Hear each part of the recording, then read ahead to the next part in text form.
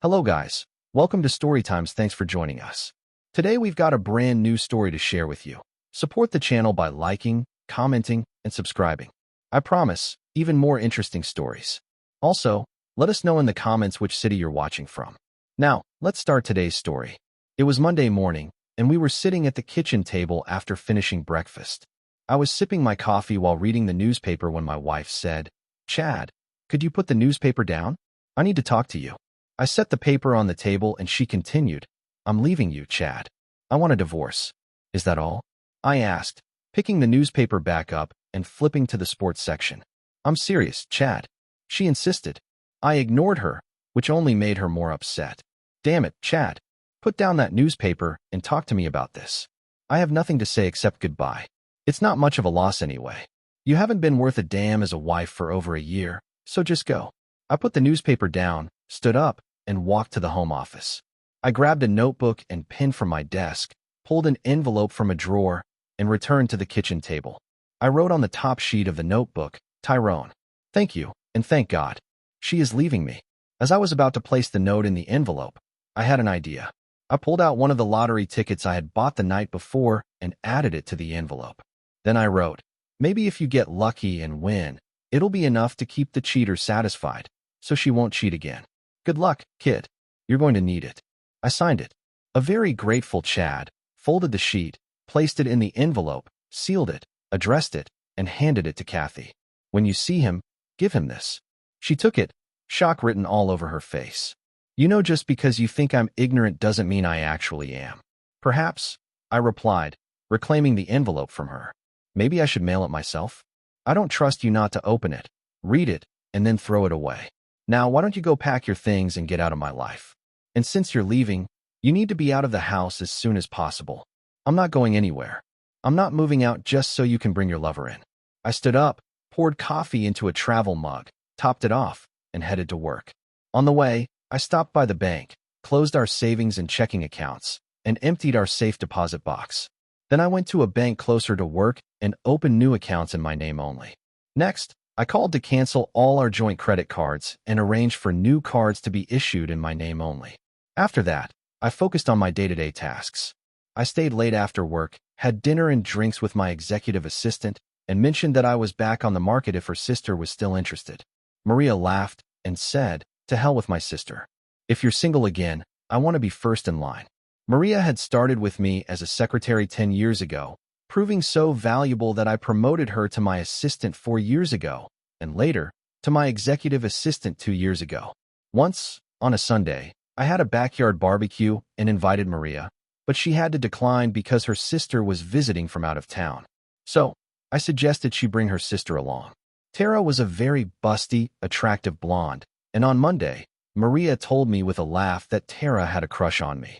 I chuckled and said, "Never mention it to Kathy. She can be, and sometimes is, insanely jealous." Now Maria was saying she was interested in me, and I had never realized she could feel that way. "All right," I said jokingly. "Then Tara moves to second place, and you can take first." "I'm not joking at all, boss. I'm dead serious. I want to give it a try." "Maria, you might not agree when you hear what I have to offer." "What exactly?" "She wants a divorce, so I'm leaving it to her and her lover. I have no idea what their schedule might be." "Her lover?" "She slept with a guy about a year and a half ago, and I think she finally decided that a few days a week with him isn't enough, so she's going full-time."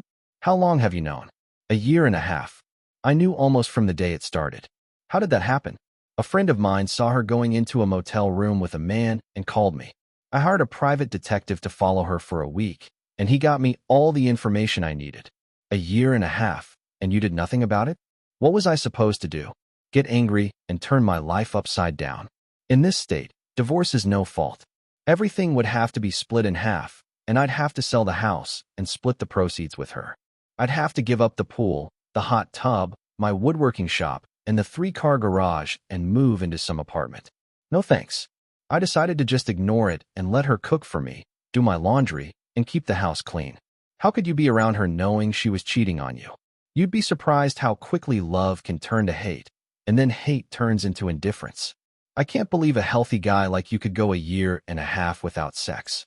Who said anything about going without sex? As long as Kathy was offering, I was taking. The frequency did decrease somewhat, though. I didn't touch her on the days I knew she was with him. Other than that, the only change was that I stopped making love and just had sex. Do you have any idea why she did it? No idea, but he probably wasn't the first. You think she had other lovers? I can't know for sure, but what I do know is that in the 10 years we'd been married, she fell into a certain mood 4 times, as far as I can remember. For a time, she acted the way she has for the last year and a half since she got involved with this guy. It's just a guess on my part, but I'd almost bet that the other times were for the same reason. If she hadn't been seen, and I hadn't been alerted, I would have taken her recent mood as just another one of those women's things. Maybe I'm wrong in my thoughts, but it doesn't really matter.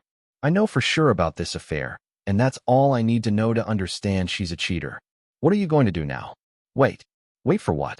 To see what she plans to do. Now she's on her own. I emptied the bank accounts, canceled all her credit cards, and told her to get out of the house. She wanted a divorce, so I decided to leave it up to her.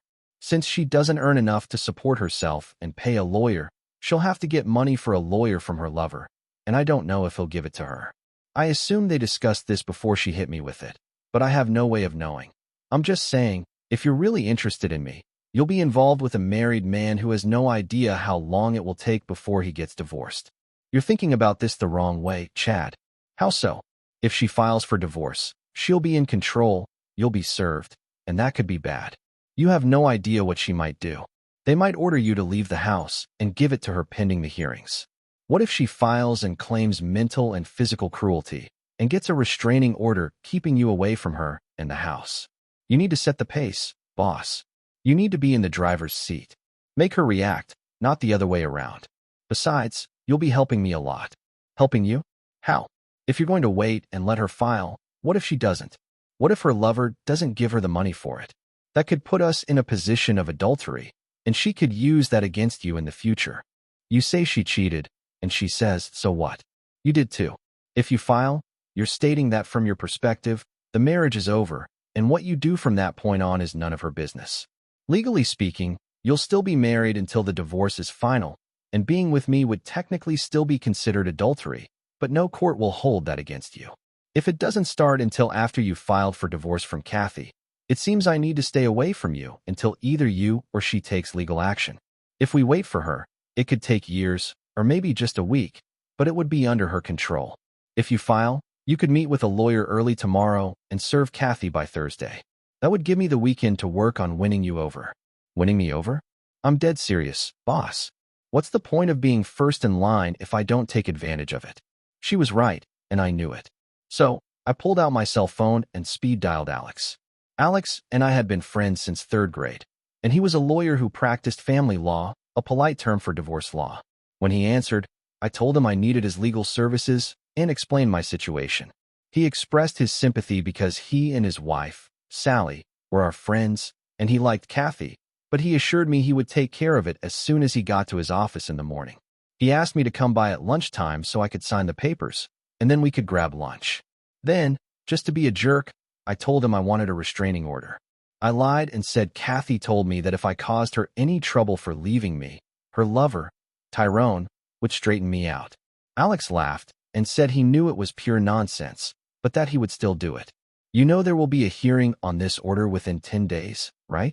I can get it and serve it, but there has to be a hearing before the judge will order it to stay in effect.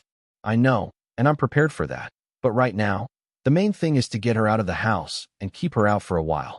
We don't have kids, so she has no real reason to use the house while the divorce is ongoing. I'm sticking to the principle of possession is 9/10 of the law. There's no reason for a judge to order me out and let her in. That's what I'm aiming for. I told her to get out when we talked this morning, but I don't know what I'll find when I get home. She might be gone, or she might still be there. Since I can't be sure where she'll be, I plan to serve her at work. Is there no chance you two could come to some agreement? None. Then I'll see you tomorrow. I hung up, looked across the table at Maria, and asked, what do you have planned for me this weekend? She laid out her ideas, and they sounded pretty good to me. When I got home, Kathy was sitting at the kitchen table, going through some papers. Why are you still here? I asked, walking to the fridge and grabbing a beer. This is my house too. I'll stay here until I can make other arrangements. If you don't like my company, feel free to move out. Not in your damn life. Sit down, and let's discuss what we're going to do. There's nothing to discuss. I know what I'm going to do, and I don't care what you plan to do. There are things that need to be worked out. Chad. No, Kathy. There are no such questions. It's simple. You said you want a divorce, so go and get it.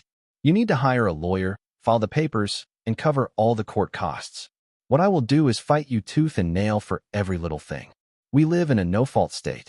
Everything is split 50-50, so decisions will have to be made about who gets what in this mess. I'll drag this out to keep your attorney fees piling up. You know they don't work for free, right? You want the coffee table? Well, guess what? I want it too. You want the couch? Too bad, Kathy. It has great sentimental value to me, and I simply must have it.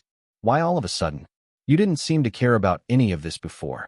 You didn't even show any emotion when I told you I wanted a divorce. All you did was tell me to pack my things and get out. That was before I had time to think about it. I looked into her eyes and took a risk. I let you off the hook the first 3 times because you didn't want a divorce. I loved you enough to keep quiet and stay with you because you always came back to me. She turned away when I mentioned the first 3 times, which, as far as I could tell, confirmed my suspicions. It's hard to say why I stayed with you. I didn't file for divorce. I thought maybe I did something that really pissed you off, and you felt you had to do this to get back at me. Eventually, you'd end your affairs, and I foolishly thought it was because you realized you loved me and came back. I looked down at the floor and noticed the mess on my shoes. I thought this thing with Tyrone was just a repeat of the previous times, but now I see I was wrong. I've come to understand that you're nothing but a lowly cheater. If you hadn't decided to leave me for Tyrone and ended things with him, you'd be spreading your legs for some other jerk in 6 months or a year. Thinking about it, I realized I needed some form of revenge.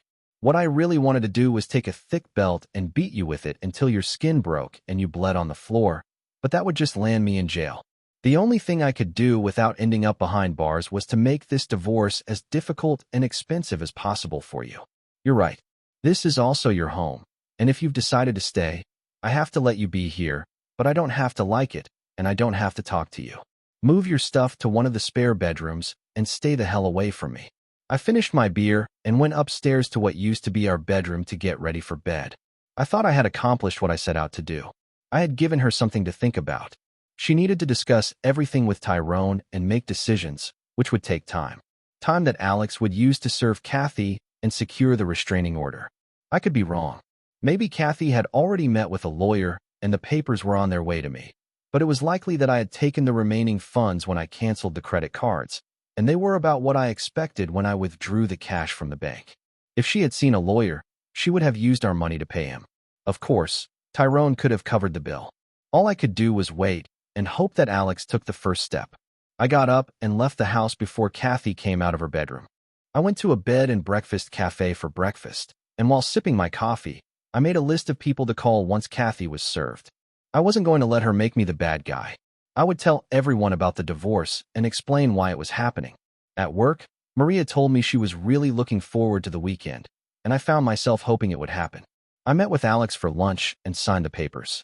He said he would head to the county building after lunch to file the petition. You still want her served at work?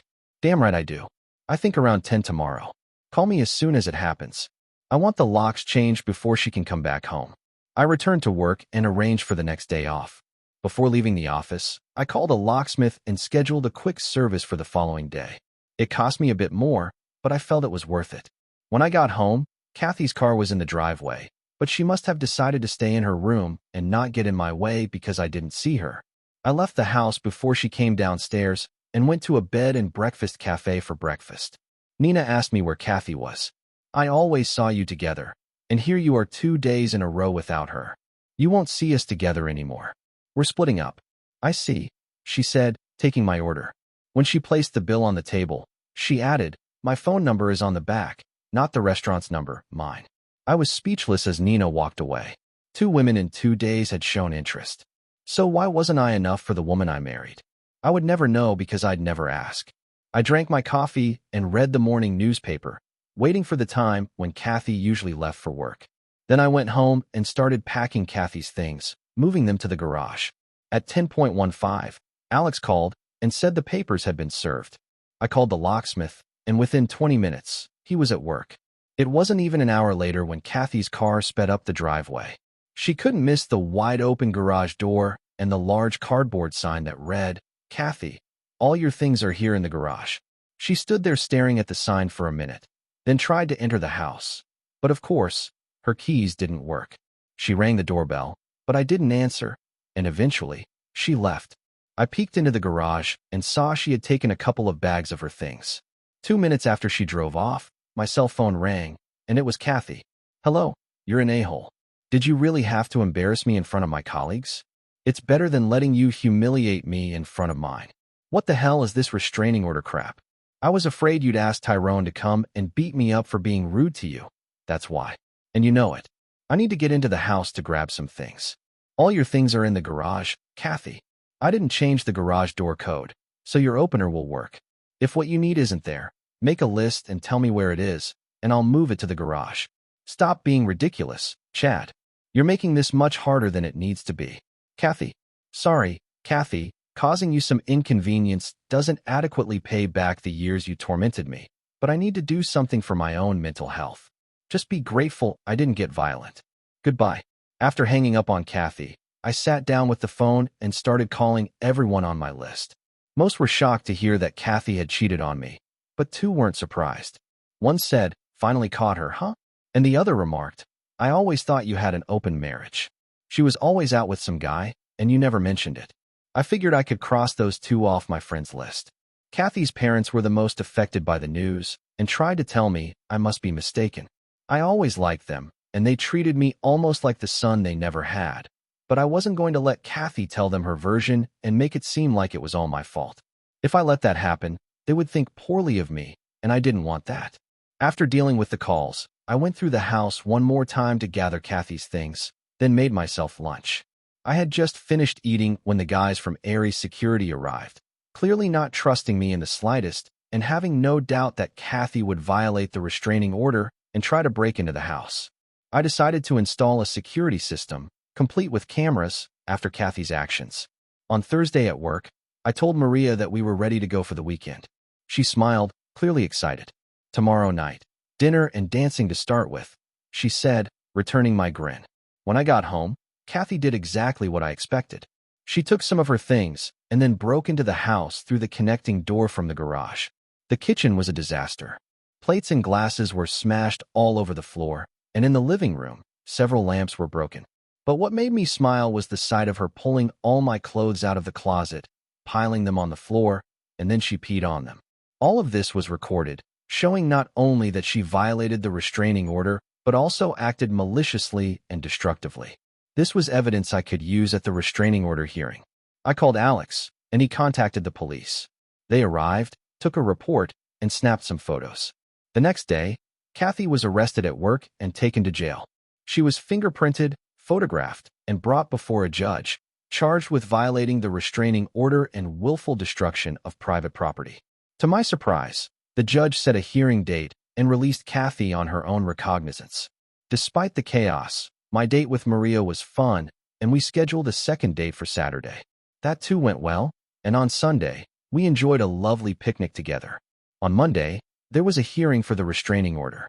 When the judge saw the security camera footage, he not only made the restraining order permanent, but also ordered me to replace all the destroyed items, pay for the dry cleaning of my clothes, and cover the cost of cleaning the bedroom. He gave her 10 days to comply or face jail time for contempt of court. Just to be a jerk, I hired the most expensive cleaning company I could find to do the job. To my disappointment, Kathy managed to get the money to do everything the judge ordered. I never got to see Kathy jailed for contempt of court. The next 2 weeks passed, and Maria and I met often. But nothing more happened beyond a few kisses, sometimes quite intense, because neither of us felt comfortable since I was still a married man. However, we were slowly approaching the point where things were getting serious. We did not contest the divorce, and it was finalized in 6 months. It was a standard no-fault divorce, with everything split equally. I refinanced the house and bought out Kathy's share. I had been saving money in a separate account for an unexpected round-the-world trip to celebrate our anniversary, and since she didn't know about it, I didn't give her a cent. She also had no idea about the last 2 certificates of deposit I had placed in the safe, which I bought with my last 2 bonus checks. I had one more small victory. Kathy was awarded alimony for 2 years, or until she remarried, but it was set at only $100 a week instead of the $500 she had tried to get. This was unexpected, and Alex told me it was because we were very lucky with the judges assigned to my cases. The judge who presided over the restraining order hearing and the judge who oversaw the divorce were not only cousins who apparently discussed their cases, but they also both had cheating wives in the past. Neither of the judges believed that an innocent husband should be punished for the actions of a cheating wife. While they adhered to the law, they didn't go beyond what was required. Whatever Kathy had with Tyrone clearly wasn't that great, as 7 months after the divorce was finalized, she was living with her parents. 8 months post-divorce, I found myself at a bar in the Hilton, enjoying a beer and a steak sandwich for lunch. That's when someone took the stool next to me and asked, "Can I buy you a beer?" I turned to see my ex-wife's former lover. Curious, I invited him to continue. He signaled to Agnes and ordered us both a beer. After she brought them, he took a sip and set his glass down, staring at it for a few moments as he began peeling the label off the bottle. A small pile of label bits formed in front of him before he spoke. "I didn't mean to screw things up for you," he said, still not looking up. The night I met her, she wasn't wearing any wedding rings, so I had no idea she was married. She definitely wasn't acting like a married woman. She was at Bud's bar with a group of girls she worked with, and when I asked her to dance, she agreed. I bought her a drink, and she invited me to sit with her and the other girls. We danced 3 more times, and when I asked her out, she agreed. I quickly fell head over heels for her, and within a month, we were having sex whenever we could manage to meet up. Initially, we had to use motels since I was living with 2 roommates, and one of them was always around. We couldn't go to her place either, as she claimed she lived with her disabled mother, which also explained why we couldn't see each other more often. She said she could only go out when someone else was available to look after her mom. Eventually, I got my own apartment, so we didn't need to rely on motels anymore. Even though our meetings were irregular, I was in love with her and was planning to propose. I intended to buy a house big enough for the 2 of us and her mother. But just before I could pop the question, a guy I knew asked me why I was dating a cheater. I was ready to confront him when he revealed that Kathy was married and had a history of infidelity. It turned out she had cheated on you with his brother 2 years prior, and when her husband found out, he ended things with her. At first, I found it hard to believe, but then I received your letter. I sat on it for a week before confronting her, and she broke down in tears. She claimed she didn't love you, portraying you as an abusive drunk who physically beat her and tormented her emotionally. She insisted she hated you but was afraid to leave, because you supposedly threatened to track her down and kill her and anyone she was with. By that point, I had done some digging and realized she was lying, which erased any thoughts of marrying her. Still, she was good in bed, and since you had kicked her out, I let her move in with me, but only as long as she was willing to sleep with me. Everything was fine until the divorce was finalized, and she began talking about marriage. That's when I ended it. My parents had split up because my mom cheated on my dad. He got custody of me, and she later remarried but was caught cheating on her second husband. She married a 3rd time and cheated again. I firmly believe in the saying, once a cheater, always a cheater, so I made it clear to Kathy that as long as she was okay with a friends with benefits arrangement, we were fine, but nothing more. About 3 weeks later, I came home from work to find she was gone. He took another sip of his beer and said there were rumors that I had known all along about our affair. He asked why I didn't divorce her immediately. I shrugged and replied, "You said it yourself. She was damn good in bed." I decided to let things be, enjoying the sex and the fact that there was someone to cook, clean the house, and do the laundry. I probably would have stayed in that arrangement if she hadn't mentioned leaving and wanting a divorce. He took another sip and added, "I never thought I'd say this especially to you, but I miss having her in my bed." He finished his beer, stood up, took something out of his pocket, placed it on the counter, and pushed it toward me. "What is this? The lottery ticket you gave me?" I asked, surprised. "It's a winner. This is your half." He handed me a cashier's check for a substantial amount, a very, very large amount. "I waited to give it to you so you wouldn't have to split it with her in the divorce. See you around." And just like that, he left. When I returned to the office, Jan, my assistant, looked at me and said, "You look like the cat that just ate the canary. Was lunch that good?" I smiled. Lunch was impressive. "Oh right," Jan said, remembering, "Maria no longer works for you, huh?" "Not in the office. She's home painting the room that will become the nursery when the twins arrive." Dear listeners, Please share your thoughts in the comments section below, and don't forget to like, share, and subscribe.